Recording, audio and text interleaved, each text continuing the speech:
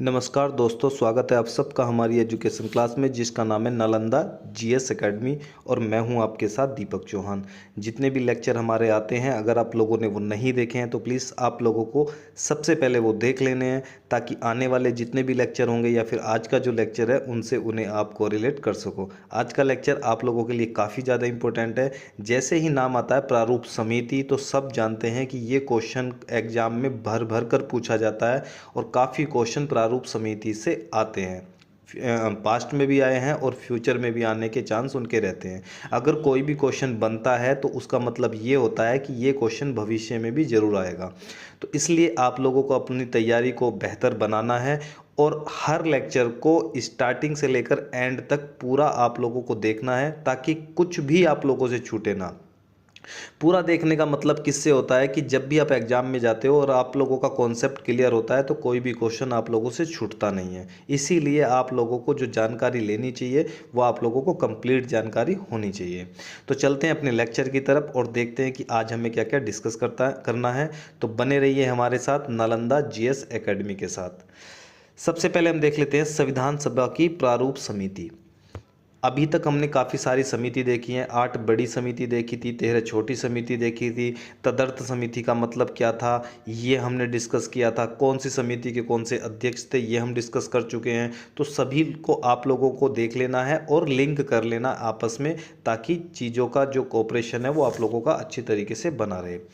संविधान निर्माण के लिए बनी समितियों में सबसे महत्वपूर्ण समिति प्रारूप समिति थी। प्रारूप समिति का जो गठन था वो 29 अगस्त 1947 को किया गया था। इस समिति का संविधान का प्रारूप तैयार करने की जिम्मेदारी से सौंपी गई थी कि आप लोगों को संविधान का जो प्रारूप है वो तैयार करना है कि किस तरीके का हमारा फ्यूचर का जो कॉन्स्टिट्यूशन होगा वो दिखाई देगा, या भारत का जो संविधान होगा वो कैसा रहेगा। ये आप लोग देख सकते हो, ये मेंबर थे प्रारूप समिति के सारे मेंबर हैं। आप इन्हें थोड़ा सा नज़र मार सकते हो इन पर। और एक पर मैंने ये किया भी हुआ है, अल्लादी कृष्णा स्वामी अय्यर हैं ये, ठीक है। जब हम बात करते हैं सदस्यों की कि इसमें कौन कौन से सदस्य थे, इसके 7 सदस्य आप लोग देख सकते हो। 7 सदस्य। सबसे पहले सदस्य थे डॉक्टर भीमराव अंबेडकर। और ये क्वेश्चन आप लोगों से काफ़ी बार पूछा गया है कि जो प्रारूप समिति थी उसके अध्यक्ष कौन थे, तो इसके अध्यक्ष डॉक्टर भीमराव अंबेडकर थे। सेकंड नाम आता है एन गोपाला स्वामी अयंगर, ये इसके सदस्य थे। थर्ड अल्लादी कृष्णा स्वामी अय्यर, ये इसके सदस्य थे। और डॉक्टर के एम मुंशी, सैयद मोहम्मद सादुल्ला और एन माधव राव। एन माधव राव के बारे में थोड़ा सा डिस्कस कर लेते हैं। इन्होंने बीएल मित्र की जगह ली थी, जिन्होंने स्वास्थ्य कारणों से त्यागपत्र दे दिया था। यानी कि ये ओरिजिनली जब इसका गठन किया गया था ये उस समिति में नहीं थे। उस समिति में इनकी जगह बीएल मित्रा थे।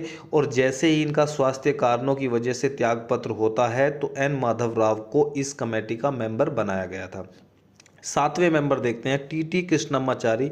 इन्होंने सन 1948 में डीपी खेतान की मृत्यु के बाद इनका स्थान लिया था। यानी कि 2 मेंबर ऐसे थे, एन माधव राव और टी कृष्णमाचारी, जिन्होंने एक ने स्वास्थ्य कारणों की वजह से त्यागपत्र दिया था, उनका स्थान लिया।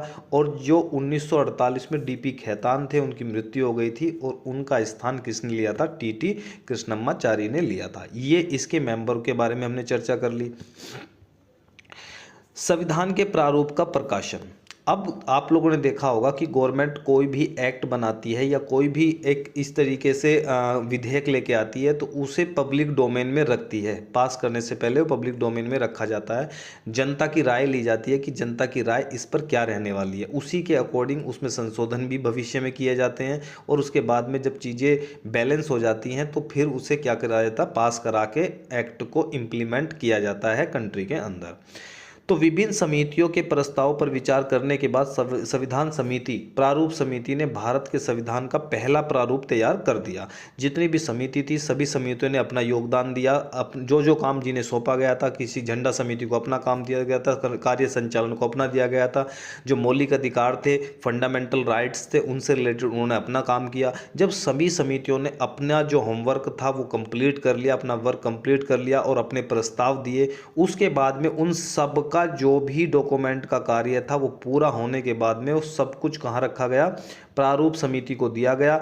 इसने उन पर विचार किया। विचार करने के बाद में चीज़ों को जब सारी चीज़ें समझ ली गई तो क्या करा इन्होंने, पहला प्रारूप अपना तैयार कर दिया। इस प्रारूप को फरवरी 1948 में प्रकाशित कर दिया गया जनता के लिए कि ये जो संविधान हमने तैयार किया है ये किस तरीके से सही रहेगा, इसमें क्या कमियां हैं, क्या अच्छाइयां, सब कुछ आप लोगों को कमेंट करना है और बताना है कि किस तरीके से हमें आगे चीज़ों को लेकर चलना है। तो ये इन्होंने क्या रख दिया, पब्लिक डोमेन में रख दिया। इस प्रारूप पर भारत के लोगों को चर्चा करने और संशोधनों का प्रस्ताव देने के लिए 8 महीने का समय दिया गया था कि 8 महीने जनता के पास है।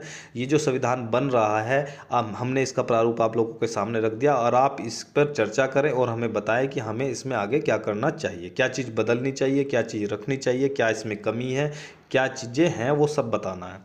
लोगों की शिकायतों, आलोचनाओं और सुझावों के परिप्रेक्ष्य में प्रारूप समिति ने दूसरा प्रारूप तैयार किया। यानी कि उनके पास कुछ शिकायतें आई, कुछ आलोचनाएं की लोगों ने, तो उसमें सुधार किया गया। सुधार करने के बाद में इन्होंने दूसरा जो प्रारूप था वो अक्टूबर 1948 में दोबारा प्रकाशित कर दिया। समिति ने अपना प्रारूप तैयार करने में 6 महीने से भी कम का समय लिया। ठीक है, 8 महीने गवर्नमेंट जनता को दिए, पब्लिक को दिए, उसके बाद में इन्होंने संशोधन किया। संशोधन करने के बाद में 6 माह से भी कम समय के बाद में इन्होंने क्या कर दिया, दोबारा पब्लिश कर दिया।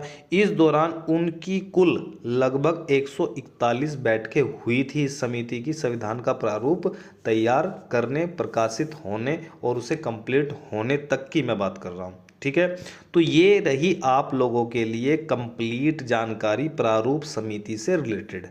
ठीक है, तो इस समिति को आप लोगों को अच्छे तरीके से पढ़ लेना है और वीडियो को जल्दी से लाइक कर दीजिए, दोस्तों को शेयर कर दीजिए और बने रहिए चैनल पर। और उसके लिए क्या करना है, चैनल को आप लोगों को सब्सक्राइब कर लेना है, बेल आइकन को प्रेस कर लेना है ताकि आने वाले जितने भी हमारे लेक्चर होंगे उनके नोटिफिकेशन आप लोगों को टाइम टू टाइम मिलते रहे। तो मिलते हैं नेक्स्ट लेक्चर में, जब तक के लिए दीजिए हमें इजाज़त। जय हिंद, जय भारत।